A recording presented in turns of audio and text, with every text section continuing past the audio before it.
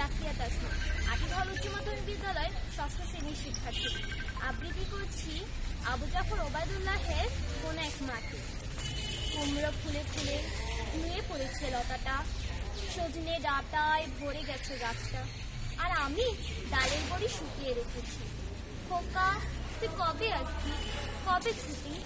চিঠিটা তার পকেটে ছিল, ছেঁড়া আর রক্তে ভেজা। মাগো, ওরা বলে সবার কথা কেড়ে নেবে, তোমার কোলে শুয়ে গল্প শুনতে দেবে না। বলো মা, তাই কি হয়? তাই তো আমার দেরি হচ্ছে। তোমার জন্য কথার ঝুড়ি নিয়ে তবেই না বাড়ি ফিরবো। লক্ষ্মী মা, রাগ করো না, মাত্র তো আর কটা দিন। পাগল ছেলে, মা পরে আর হাসে। তোর উপর রাগ করতে পারি?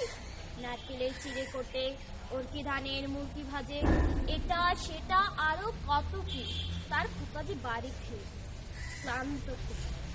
কুমড়ো ফুল শুকিয়ে গেছে, ঝরে পড়েছে ডাটা, কৈলতাটা লেতানো। খোকা, এলি? ঝাপসা চোখে মাথা কান, উঠোনে উঠোনে, যেখানে খোকার সব শকুনিরা ব্যবচ্ছেদ করে। এখন মার চোখে চৈত্রের রোগ পুড়িয়ে দেয় শকুনিদের। তারপর দাওয়ায় বসে মা আবার ধান মানে, এমনি ধানে খই থাকে। খোকা তার কখন আসে কখন আসে। এখন মার চোখে শিশির ভোর, স্নেহের রোদে ভিটে ধরেছে, স্নেহের রোদে ভিটে ধরেছে। ধন্যবাদ।